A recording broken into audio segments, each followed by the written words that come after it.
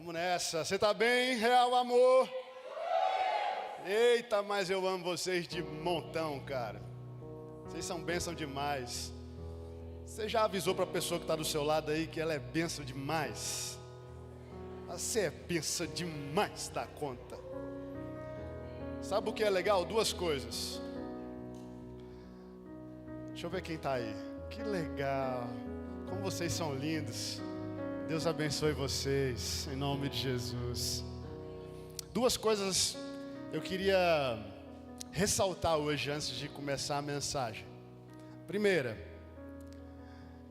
é muito doido um pastor que sai da igreja e chama um pastor de fora para pregar. É muito doido, muito doido. Mas o mais legal é que quando isso acontece, é porque esses pastores são muito amigos. Entende isso? O pastor de vocês é uma bênção. O pastor André, o pastor Bruno são meus amigos. Amigos. Enche a boca para falar, são meus amigos. Então, uma alegria dupla estar aqui com vocês. A segunda coisa é que esse mesmo pastor só sai da igreja e deixa ela aqui para ir fazer uma outra atividade, porque ele confia muito na igreja que tem. Vocês não podem esquecer isso. Amanhã é um belo dia para você reconhecer isso sobre a vida dos pastores de vocês, tá? Você pode aplaudir a Deus por essa igreja, que você faz essa igreja, uma igreja linda, viva, igreja maravilhosa, uma igreja confiável. Isso é raro, uma igreja confiável. Glória a Deus pela Real Amor. Glória a Deus pelos líderes, pelas pessoas que Deus levanta, os ministros dessa igreja, os servos. Vocês são preciosos, preciosos. Aleluia, glória a Deus pela sua vida. Amém? Topa abrir a tua Bíblia aí comigo. Carta de Paulo aos Romanos, capítulo 12. Que texto que explodiu na minha mente. Tu consegue alcançar aquele negócio ali para mim? Aquela é tipo assim, se não tiver no céu, eu não sei nem se, sabe, o que nós vamos beber lá, vai ser um negócio muito doido. Tá bom. Deixa aqui, eu não ia fazer propaganda não, mas tá bom. Romanos capítulo 12.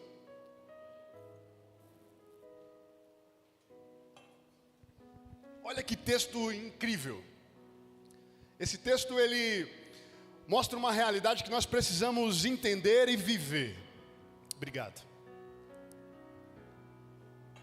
Colocou aí na tela pra gente? Vocês são chique demais, né? Tem até retorno de palco. Meu Deus, eu queria uma igreja dessa pra mim. Te amo, obrigado. Tá bonito, né? Esse cara é bonitinho, não, né? Eu falei pra ele quando eu encontrei ele na porta ali: rapaz, tu combinou pra vir comigo de blazer hoje? Só porque eu queria parecer pastor hoje, sabe como é que é?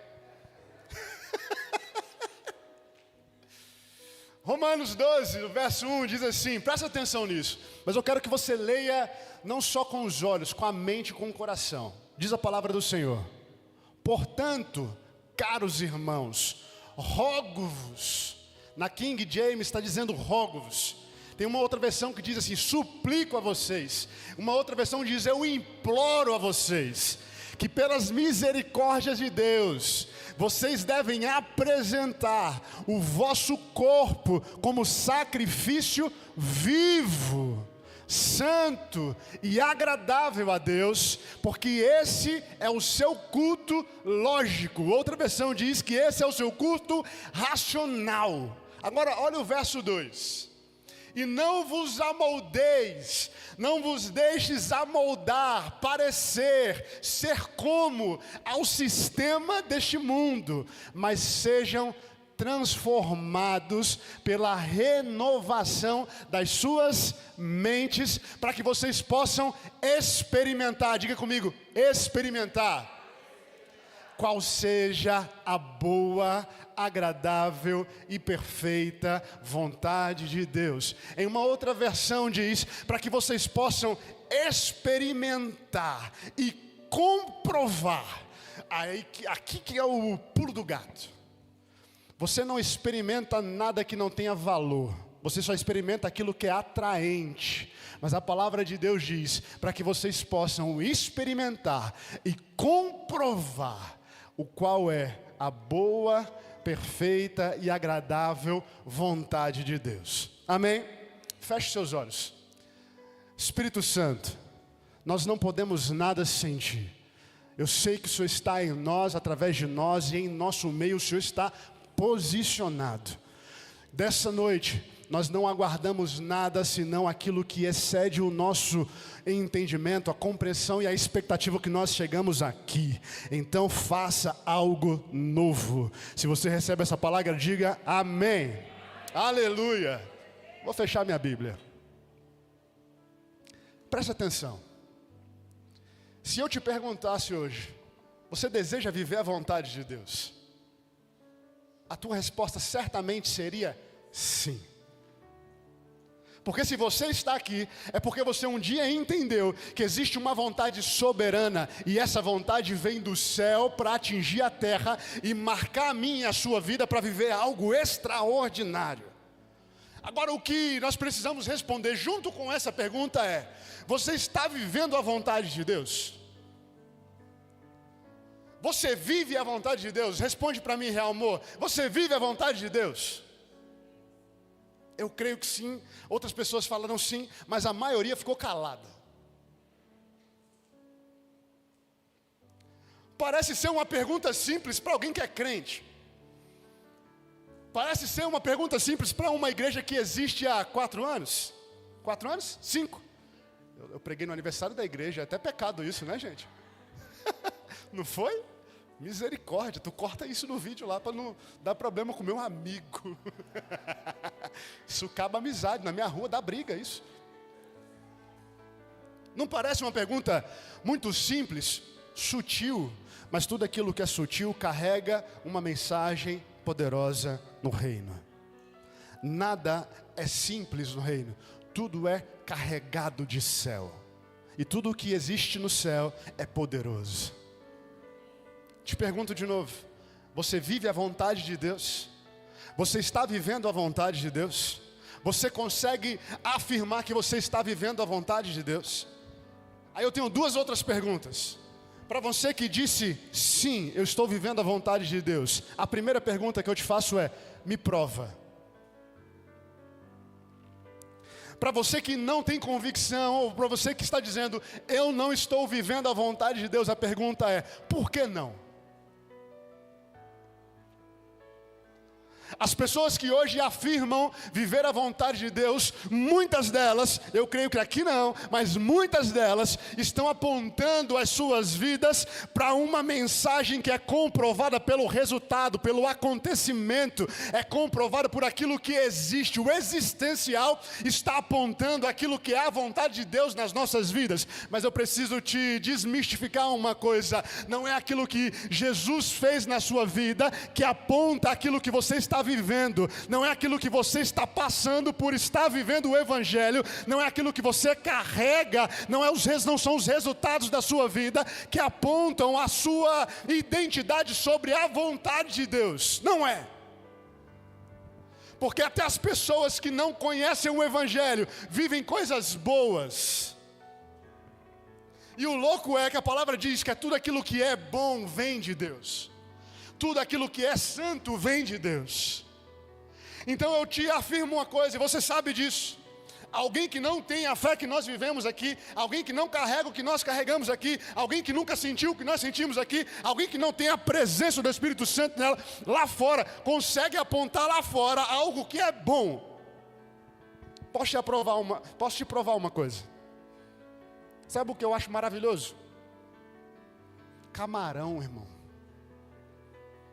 Pé na areia, temperatura 32 graus, água de coco, uma tendinha, o cheiro da brisa, vento a 27 nós,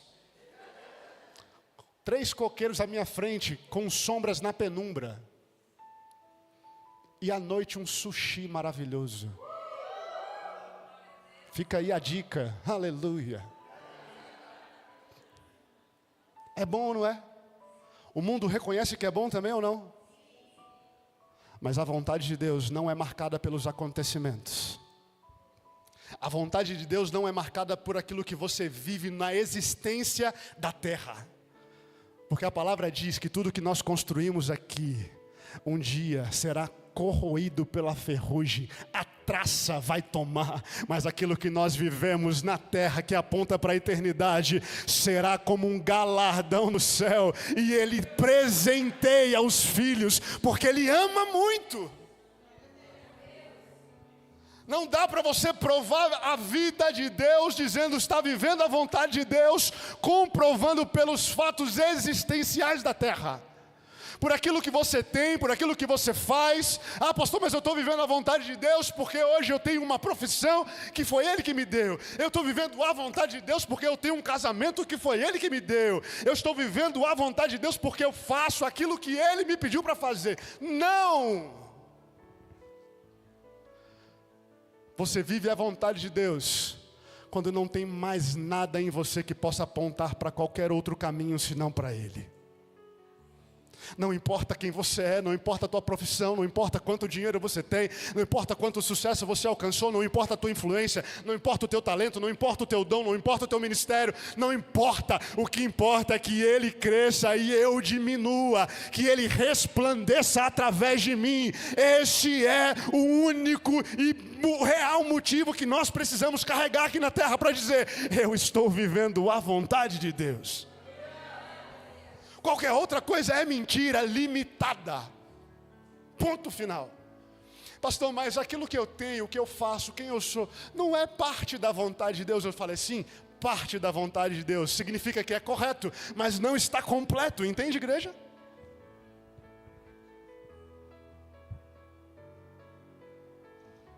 Mas a palavra que nós acabamos de ler aqui nos aponta um caminho muito simples para viver isso. O primeiro verso diz: sejam vocês como um sacrifício vivo, santo e agradável a Deus. Agora preste atenção, sabe o que esse verso está dizendo? Que tudo aquilo que você carrega como sendo a vontade de Deus no existencial, precisa estar queimando em cima de um altar. Conquistou teu carro, tua casa nova? Conquistou teu trabalho? Já prosperou? Está influenciando, está crescendo, está avançando, está tendo sucesso? Coloca tudo num pacote e traz como sacrifício vivo, vivo, vivo. Eu nunca sacrifiquei um animal, nunca. Mas eu imagino que deve ser uma coisa difícil você ter um sacrifício vivo. Porque todo mundo que vai sacrificar alguma coisa no altar, na palavra de Deus, diz que ele leva aquilo e sacrifica em morte, não em vida. Mas quando a palavra de Deus aponta para mim e para você, fala assim: olha, sejam vocês com os seus corpos como um sacrifício vivo, mas não basta, que ele seja santo, que ele seja agradável a Deus. Por quê, pastor? Porque é fácil você apresentar a Deus e entregar para Ele os seus sonhos. É fácil demais. Você nunca realizou. É fácil você orar para Deus e dizer: Senhor, os meus sonhos são teus. Tem até uma música, cadê o canto? Os meus sonhos são teus, meus problemas são teus. É fácil demais. Eu quero você falar assim: olha, a minha vida hoje é sua, tudo que eu tenho é seu agora, tudo que eu possuo é seu agora. Pega tudo isso e coloca em cima do altar para queimar. Por um único motivo: eu quero viver a tua vontade, que é boa, perfeita e agradável. Aleluia, aleluia. Mas quão desafiador é a igreja carregar um evangelho que nos exige um sacrifício vivo. Carregar um evangelho que não te pede um sacrifício em dinheiro, não te pede um sacrifício dos seus bens, mas ele fala assim: olha, ou você me dá tudo o que você é, ou você não me deu nada, nada. Versículos antes, no capítulo 11, você vai perceber que a palavra diz: quem é que pode acrescentar alguma coisa ao Senhor que Ele não tenha? Quem de nós? Por isso que quando Ele nos pede algo, Ele nos pede tudo. Por isso que quando ele aponta para a nossa vida, para que a gente seja um sacrifício, é porque não adianta. Quanto mais se conquista na terra, mais se finca as raízes na terra. Mas quanto mais se conquista no céu, mais os seus pés estão flutuando sobre as nuvens. Quanto mais você está vivendo os céus, não importa quem você é, não importa a tua posição, não importa a circunstância, não importa se é luta ou é comemoração, não importa se é dia de vitória ou tempos difíceis, não importa, não importa. Paulo disse: eu aprendi a ter com fartura, eu aprendi a ter com abundância, mas também no dia mau, eu estava lá, eu aprendi a estar contente em toda e qualquer circunstância, não importa. Porque só importa uma única coisa: eu estou vivendo a vontade de Deus. E ela não é medida pelo momento, pelo tempo, ela é medida pela eternidade. Deixa eu fazer uma pergunta. Quanta saudade você tem da glória? Quanta saudade você tem do céu? Quanta saudade você tem quando você se imagina sentado na mesa, junto com o Cordeiro, com as bodas do Cordeiro, e se preparando para ter uma grande refeição. Não imagino que vai ser aquilo, irmão, não imagino, mas eu imagino que vai ter pudim. Pudim é bênção demais, não é? Eu estou falando muito de comida hoje, eu nem estou com fome assim, sabe? Engraçado isso, não? Fica a dica de novo, né? Quanto que você tem saudade disso? É maior do que você tem saudade do final de semana quando começa a tua segunda-feira? Eita. Vou até beber uma água aqui.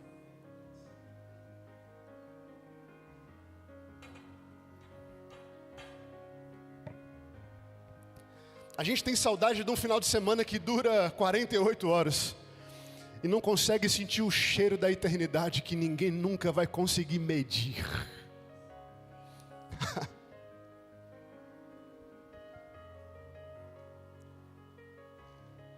Mas para isso você tem que estar mergulhado na vontade de Deus.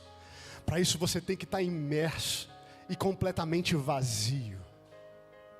Sabe o que eu vejo Deus fazendo? Deus trazendo a igreja brasileira para dentro do centro da vontade dele. Eu vejo Deus movimentando as igrejas brasileiras para dentro do centro de uma única mensagem. Não importa quem estiver posicionado no governo, sobre a igreja brasileira tem um rei. Não importa quem estiver posicionado nas autoridades deste mundo caído, na igreja brasileira nós temos o sumo sacerdote, nós temos o único, o primeiro, o alfa, o ômega, aquele que separa juntas e medulas através da sua palavra, aquele que é, o que prometeu, o que veio e o que está por vir novamente, aquele que um dia nos disse: eu voltarei para buscar, eu vou, mas mandarei o outro Consolador, aquele que promete, aquele que cumpre, aquele que é fogo que consome, fogo que batiza, fogo que restaura, fogo que manda a igreja posicionar para viver uma vontade que aviva, que reaviva, que traz vida. É por esse Deus que nós estamos vivendo a vontade dele. Não importa qualquer outra coisa, é medíocre perto daquilo que eu estou tentando expressar com palavras.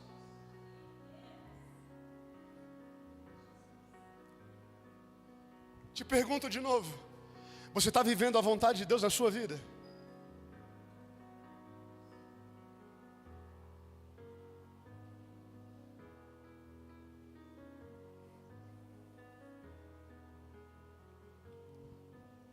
Existem 3 máximas no Evangelho que todas as pessoas que vivem algo extraordinário com Deus um dia passaram por elas.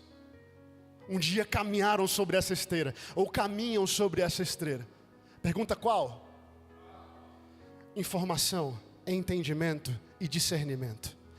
Informação, entendimento e discernimento. Quer que eu te prove? Vou te colocar a vida de 2 pessoas, porque se você estudar a Bíblia inteira, todas as pessoas que viveram algo extraordinário com Deus, todas, eu e você, passaram por isso. Lembra de Pedro?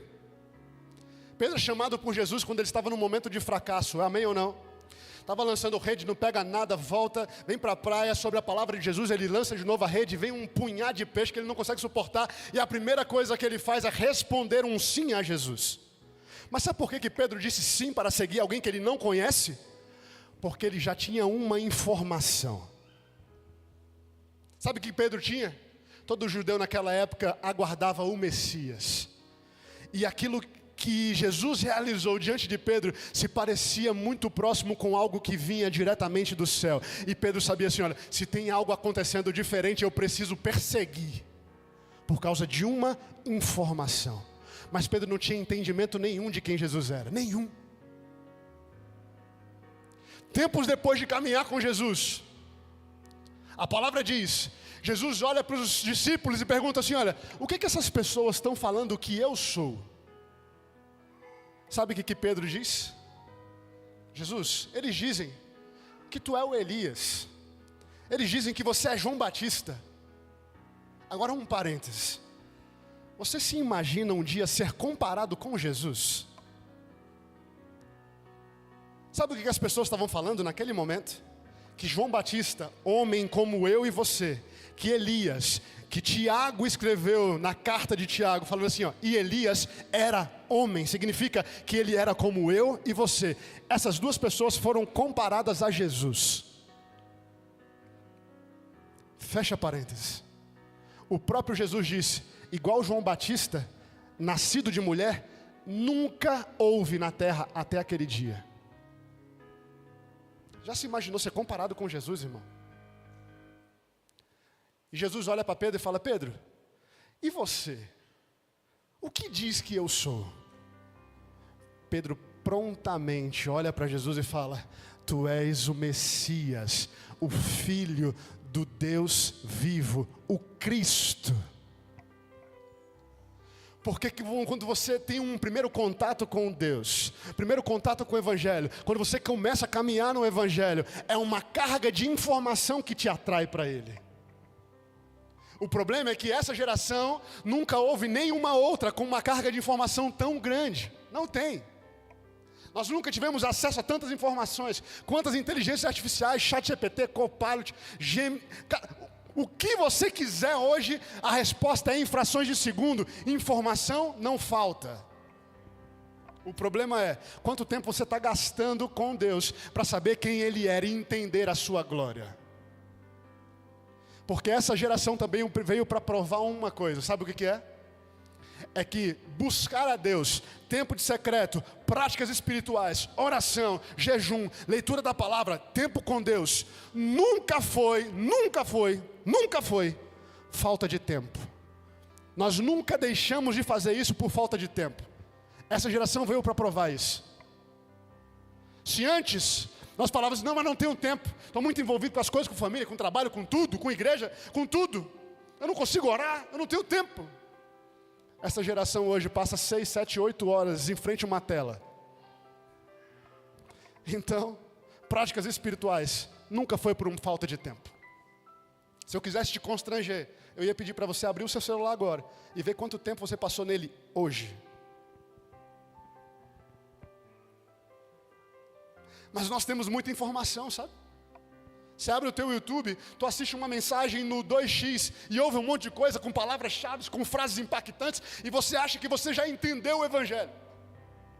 Você abre o teu Spotify e coloca lá num podcast com um monte de teólogos falando sobre coisas complexas, e você acha que você já é alguém que tem uma carga de entendimento muito legal. Você vem aqui, assiste o pastor Bruno pregando e sai daqui, meu Deus, hoje o pastor Bruno arrepiou, mas ele detonou hoje. E você vai para segunda-feira e você não tem as suas próprias convicções, o seu próprio entendimento. Você não é carregado daquilo que você mesmo desenvolveu num relacionamento com Deus.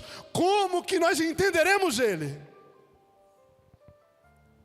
Sabe o que Pedro precisou fazer? Largar tudo. E quando ele ouviu a voz do mestre falando assim, Pedro, venha e me siga, ele falou, sim. Largo minhas redes, largo os meus barcos, lanço tudo para fora, deixo tudo de fora. E todo esse tempo investido deu a Pedro um degrau a mais que a igreja brasileira não está disposta a viver com Cristo. Sabe qual é esse degrau? O degrau do entendimento. Não adianta. Nós só entenderemos quem Ele é se passarmos tempo com Ele. Se você tem pai, tem mãe, não interessa. Você com certeza ouviu a voz de alguém no telefone que é uma voz que você ouve desde quando você era criança. Se você não tem um convívio comigo, e se eu ligar no seu telefone amanhã e falar, oi, tudo bem? A primeira coisa que você vai pensar, quem é? Mas se o teu pai te liga, se tua mãe te liga, você não precisa perguntar quem é, porque você conhece. Mas sabe por quê? Porque você desde pequeno tem passado tempo, gastado energia, tem se relacionado com ele. Aí nós estamos achando hoje que a igreja brasileira vai viver um grande avivamento, porque tem uma carga grande de informação, porque nós sabemos agora glorificar a Deus em inglês, e não vamos. Não sejamos tolos, insensatos, é assim que a palavra diz. A palavra em Efésios diz assim, olha, gastem tempo em conhecer a vontade de Deus para a sua vida. Significa que não é porque você entrou no Evangelho que você já sabe tudo daquilo que Ele tem para você.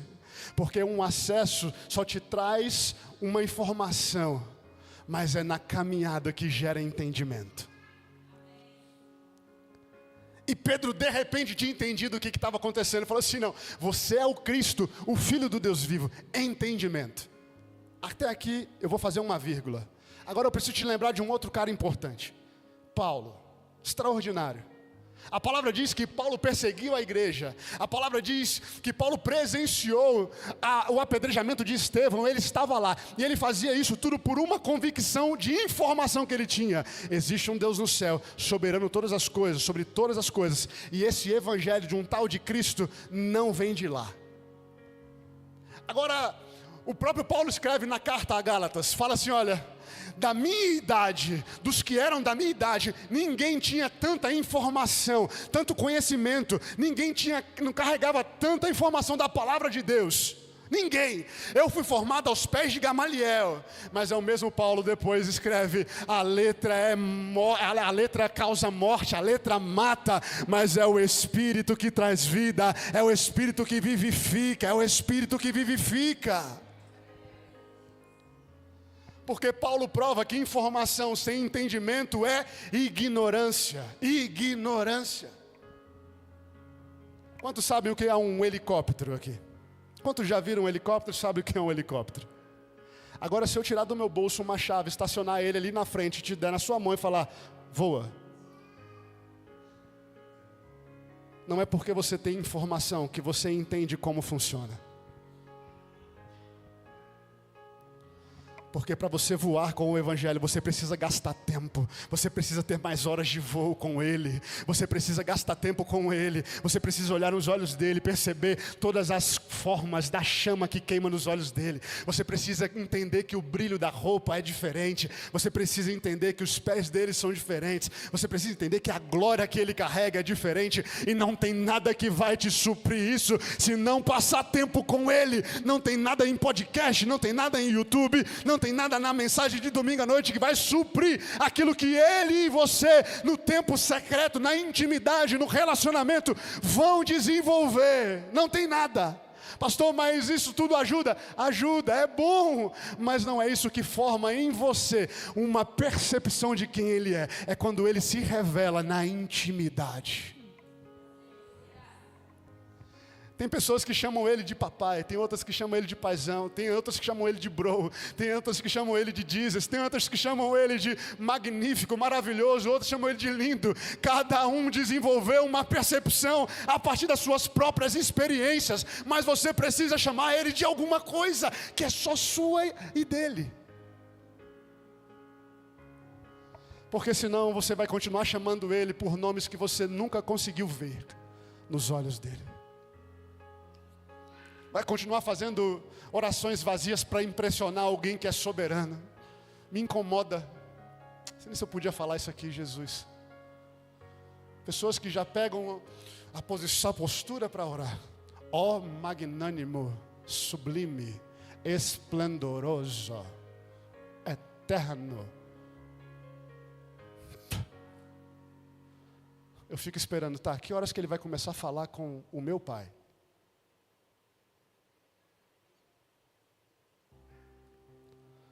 Mas isso é revelado na intimidade do relacionamento.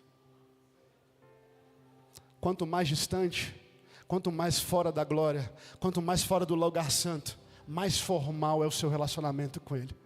Mas quanto mais perto, quanto mais no colinho dEle, quanto mais na palma da mão dEle, quanto mais posicionado debaixo das suas asas, você se sente seguro em chamar Ele simplesmente de Abba, de Pai, Paizinho.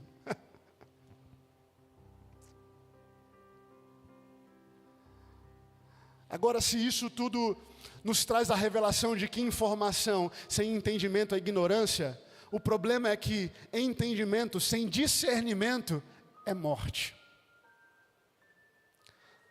Porque todos esses homens passaram para mais uma fase. Você vai lembrar de Paulo, que tem um encontro com Jesus e uma grande luz brilha nos olhos dele, ele perde a visão. E ele vai para um lugar onde o GPS de Jesus pediu para ele ir. E ele chega numa casa, e naquela casa alguém ora por ele e fala: Paulo, eu vou orar para que os seus olhos sejam abertos e para que o Espírito Santo te toque.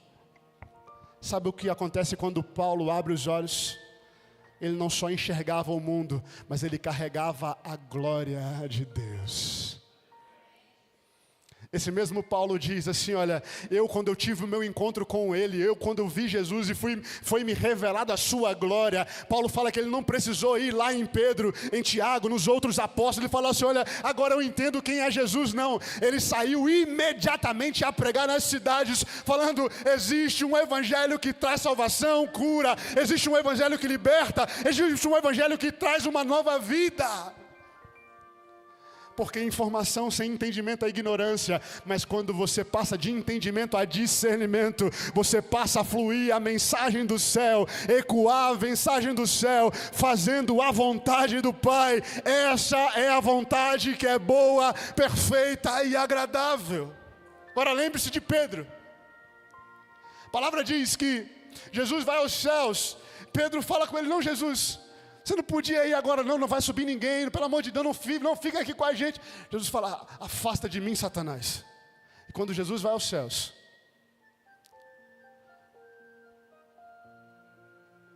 Pedro, através de uma promessa feita por Jesus, ele vai para um lugar junto com outras pessoas, e fica lá separado, pelo menos 10 dias, orando, sem parar, aguardando que fosse cumprida uma promessa, uma palavra de Jesus. O problema é que antes de Pedro chegar neste lugar, quando Jesus morre, Pedro larga toda a fé do entendimento e volta de novo para as redes a pescar. Porque entendimento sem discernimento é morte. Mas esse mesmo Pedro, respondendo a uma palavra de Jesus, eu preciso ficar posicionado aqui. Ele é atingido, eu chamo o maior acontecimento depois da morte de Cristo, depois da ressurreição, o dia de Pentecostes. A palavra diz que eles ouviram um vento muito forte. Era um som como de um vento impetuoso. A palavra também diz que eles viram uma cachoeira de fogo que se parecia com uma língua de fogo. E essa mesma língua de fogo, ela se repartiu e caiu sobre todas aquelas pessoas que estavam reunidos nesse espaço, orando há 10 dias, buscando algo que eles nem sabiam o que era. De repente, tudo aquilo que estava prometido acontece. Tinham pelo menos 17 nações em Jerusalém, pelo fatídico dia da Páscoa. Existiam nessas 17 nações pelo menos 11 línguas, 11 idiomas diferentes. No capítulo 2 de Atos, você vai perceber que eles vieram para ver o que estava acontecendo. Eu imagino que deve ter sido um som muito assustador. E eles chegam até aquele lugar e olham para eles e veem eles comportando como alguém que tivesse talvez bêbados, porque eles apontam para eles e falam assim, vocês estão bêbados, eles parecem bêbados.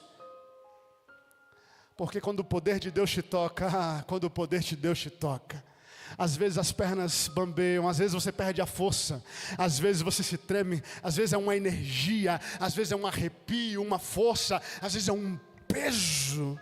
Mas todas as vezes que o poder de Deus toca a terra, alguma coisa nova está acontecendo. Todas as vezes.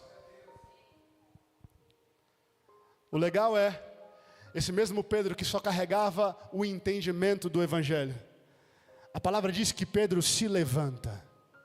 E aí eu posso te provar que às vezes, quando o poder de Deus te toca, você não pode suportar, porque só se levanta quem estava caído.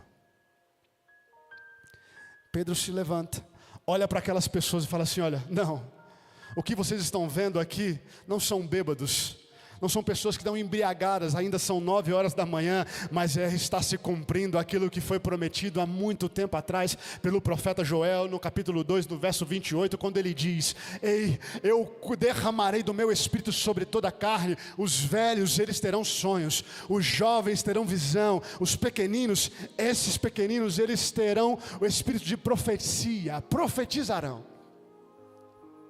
E a primeira coisa que Pedro, cheio do discernimento do Espírito, tocado pelo poder de Deus, cheio da glória de Deus, faz é levantar um altar e iniciar uma pregação da boa nova do Evangelho.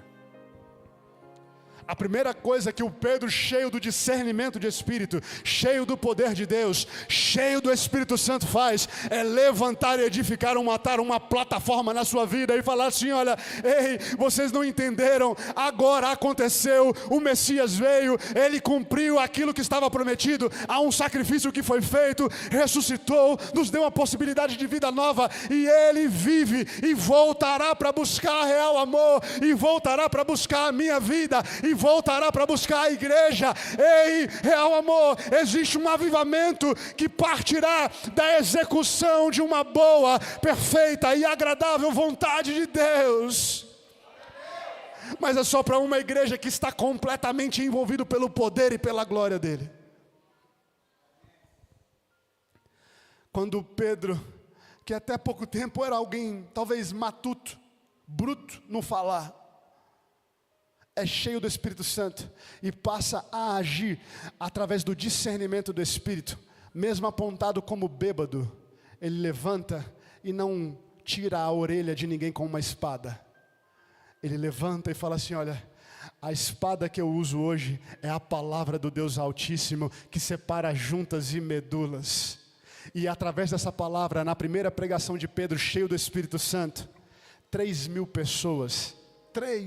pessoas são alcançadas, 3.000 pessoas são completamente salvas, envolvidas pelo poder, cheias do Espírito Santo.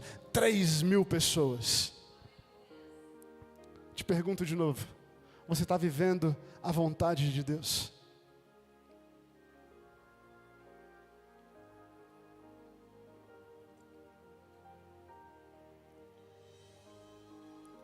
Fique de pé.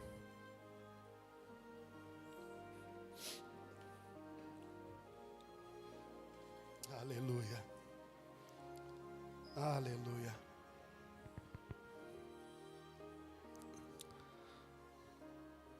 O Evangelho nunca foi e nunca será feito por pessoas que se sentiram constrangidas. Nunca foi e nunca será feito por pessoas que um dia se sentiram envergonhadas, pesarosas. O Evangelho é feito por pessoas que um dia morreram completamente. Não é feito por pessoas que um dia se sentiram mal por uma pergunta, pela ausência de uma resposta. Porque talvez você não saiba que não é você que faz e realiza a vontade de Deus na sua própria vida, não é. Tudo é feito por Ele, porque tudo veio dele e tudo volta para Ele. Mas Deus precisa de homens e mulheres que estejam dispostos a ser completamente vazios de si mesmos, completamente dispostos de ser vazios das suas próprias glórias, convicções, sonhos, prazeres.